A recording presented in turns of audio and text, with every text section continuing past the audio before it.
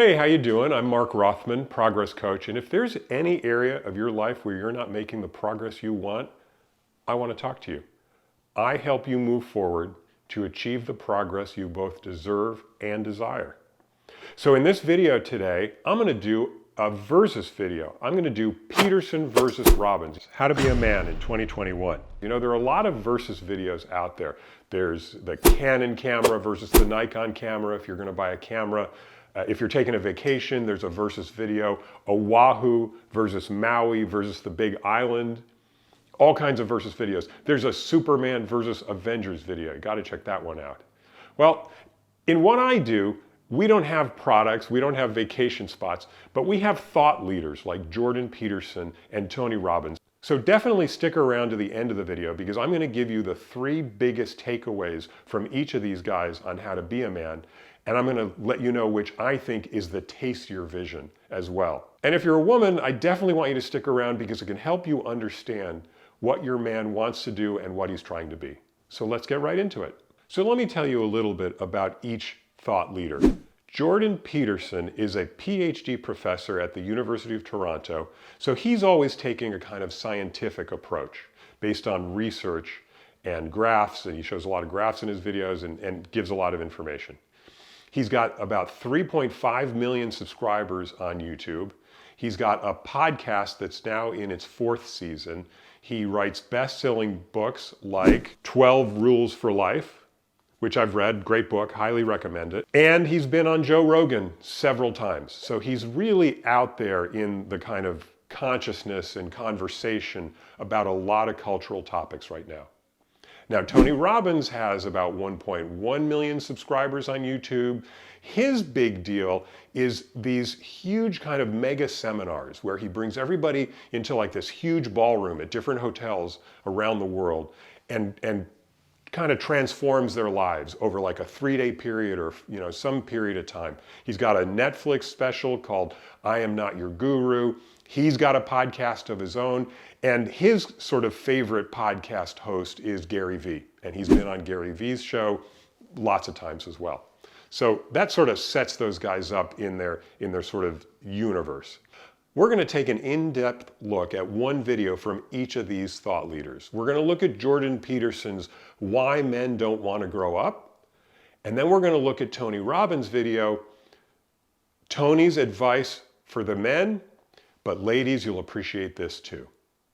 And already you can see there's a little bit of difference just in the way they're titling it.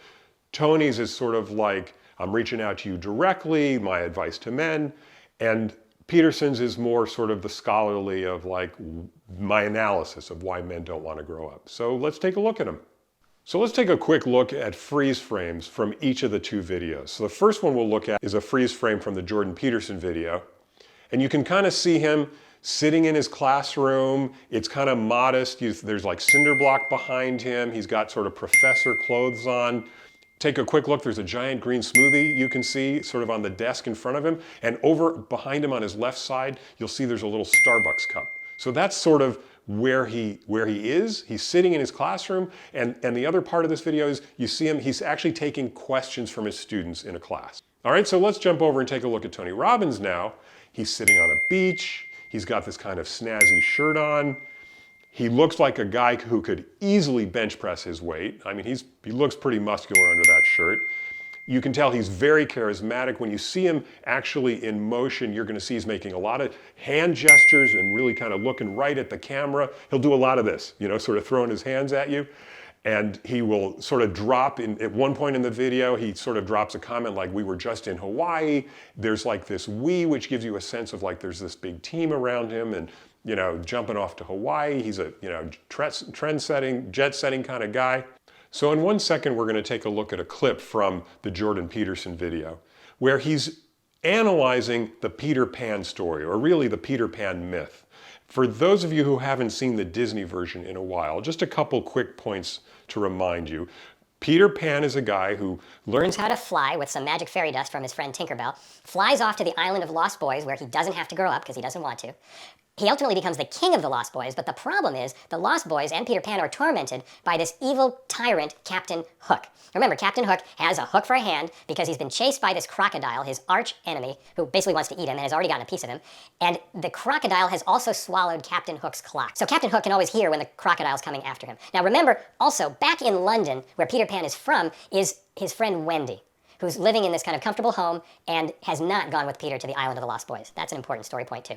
So let's take a look now at how Jordan Peterson starts to talk about this myth. This is the Peter Pan story, roughly speaking. Peter Pan is this magical boy. Pan is the god of everything, roughly speaking, right? And so it's not an accident that he has the name Pan. And he's the boy that won't grow up. And he's magical. Well, that's because children are magical. They can be anything. They're nothing but potential. And Peter Pan doesn't want to give that up. So that kind of gives you a sense of how Peterson appears on camera. And he's kind of talking about Peter Pan's lack of desire to want to grow up. He wants to be able to maintain his full potential, to be everything that he is. And he also sacrifices the possibility that he'll have a real relationship with a woman, because that's Wendy, right? And she's kind of conservative, middle-class, London-dwelling girl. She wants to grow up and have kids and have a life. She accepts her mortality. She accepts her maturity. The way Peterson describes it, our friend Peter Pan's in a little bit of a fix.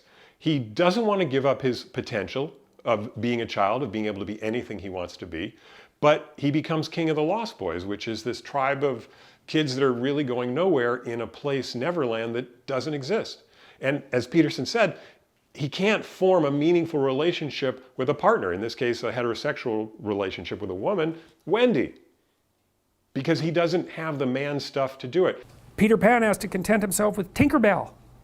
She doesn't even exist. She's like the fairy of porn. She doesn't exist. She's the substitute for the real thing.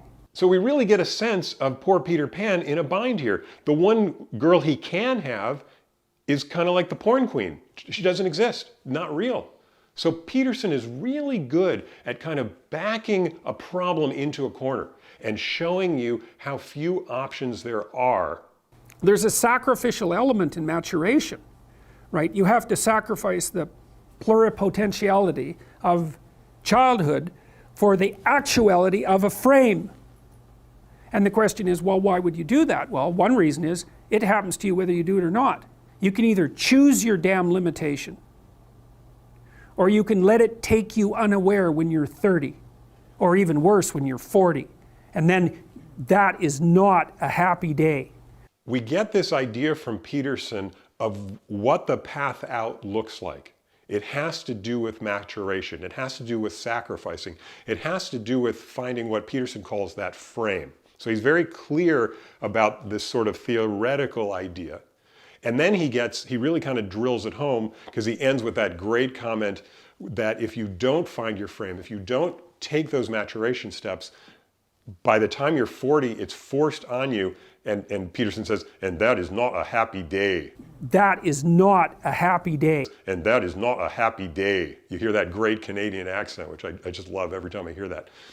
But he's saying that maturation is going to be forced on you. It's kind of a tough world Peterson's describing. And it's not a world with a lot of options. It's a world where we kind of have to, what I think of is, you got to eat your vegetables and kind of move forward. That's sort of what Peterson is saying about being a man. You kind of got to man up. The problem with being a child is that all you are is potential, and it's really low resolution. You could be anything, but you're not anything. So then you go and you adopt an apprenticeship, roughly speaking, and then at least you become something. And when you're something, that makes the world open up to you again. Like if you're a really good plumber, then you end up being far more than a plumber, right? You end up being a good employer. Not that plumbers, I'm not putting plumbers down. It's like more power to plumbers. They've saved more lives than doctors.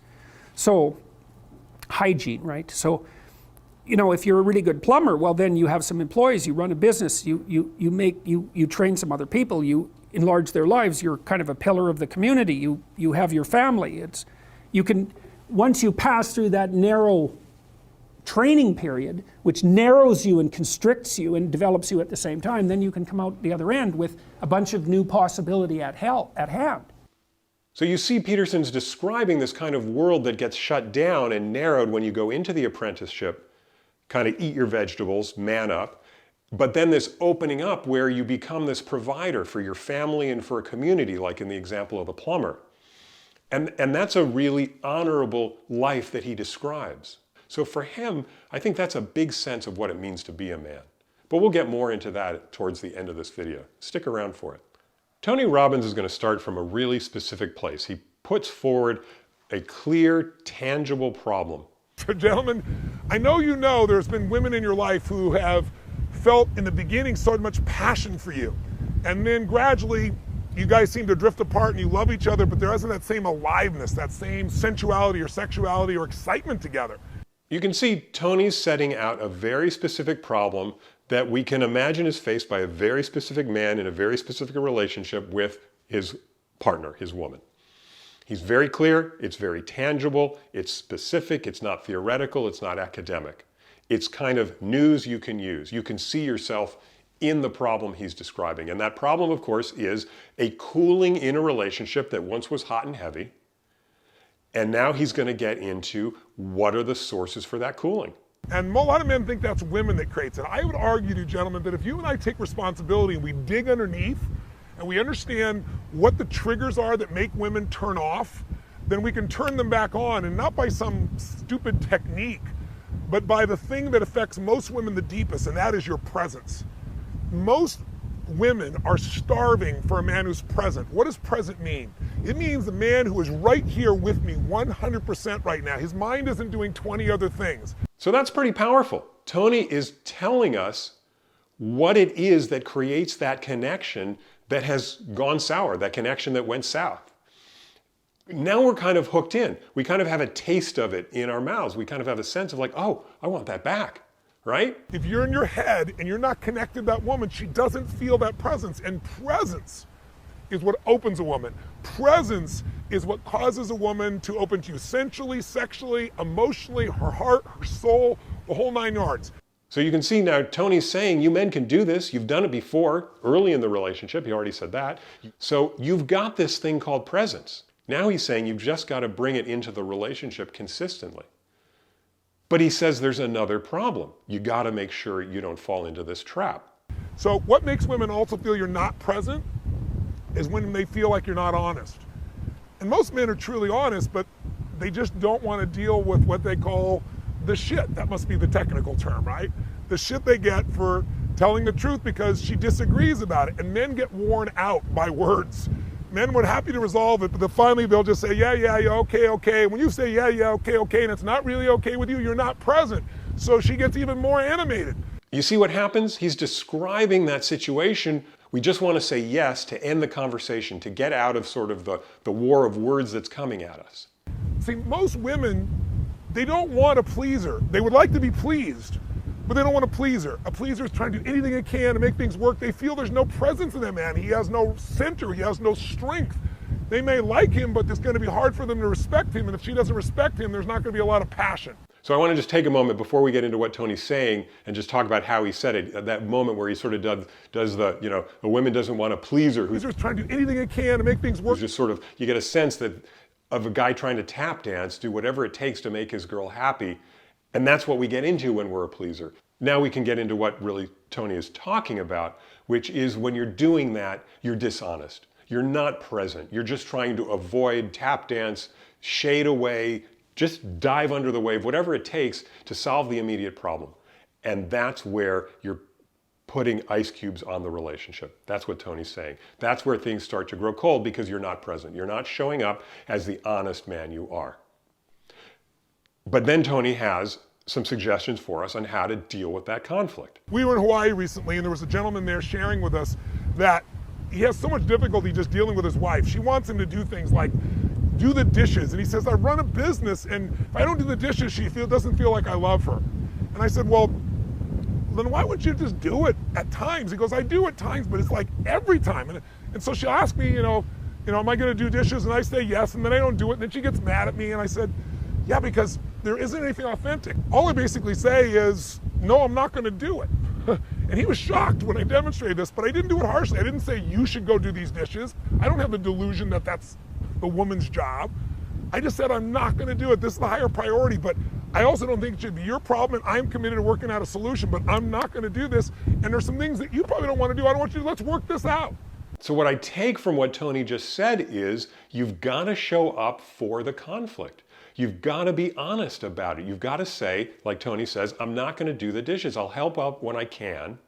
It's not like I think it's your job, but I need to say what I can do and be and how I'm going to show up in this relationship. That's what Tony's really talking about. And I want to say that one thing that's really interesting about what Tony's doing is he's taking the very specific, like the trivial example of doing the dishes. And if we look into it, we're really seeing that he's talking about a state of mind of being honest and present and authentic and not trying to please, not being afraid of a conflict, but standing for who we are. That's really what he's talking about, even with something as trivial as this doing the dishes example. And then Tony ends with a little bit of a vision of what that delivers. It's coming from a place of congruency. And people can feel when you say what you mean and you mean what you say versus when you're placating. So I know this is third grade at one level, like we all know this intellectually, but knowing it intellectually and doing it is the difference between having a passionate relationship and a relationship where you're constantly accommodating each other. So how about that? Tony ends up by showing us that the difference between a really passionate and exciting relationship, the relationship we really want to be in, is about us being totally congruent, totally saying what we mean and meaning what we say, walking the walk, talking the talk. That's where Tony ends up. And you can see it's at a very different place, and he's talking about a very different kind of way of understanding what it takes to be a man than the way Jordan Peterson did. So now let's take a final look at how these two thinkers compare and what are those three takeaways each one has about what we need to do to be a man and whose vision do we think is the tastiest. To summarize the big three takeaways from each of these guys, I think the first one is we've got to give up the potential. We've got to focus and narrow ourselves to be what we're going to be. Peterson wants us to choose our frame for our life.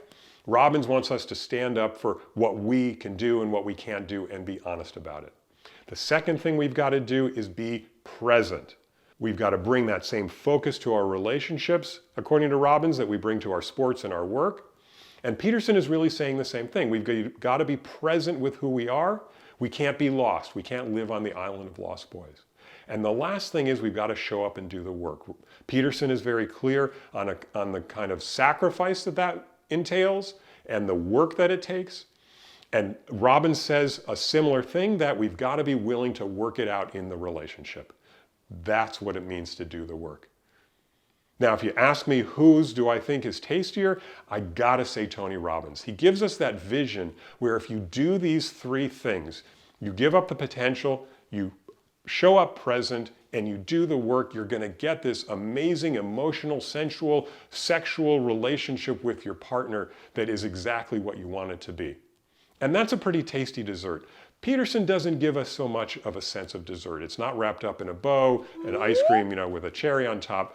I think he's leaving it for us to conclude that that is really what a meaningful and honorable life looks like. And then we get to fill that in any way we want. So neither of these guys are really wrong or right. I think they give us really good information to chew over and discuss and think about. So I'd love to see your comments. Leave them below. I'll reply. If you haven't subscribed to my YouTube channel yet, please do. Mark Rothman, Progress Coach.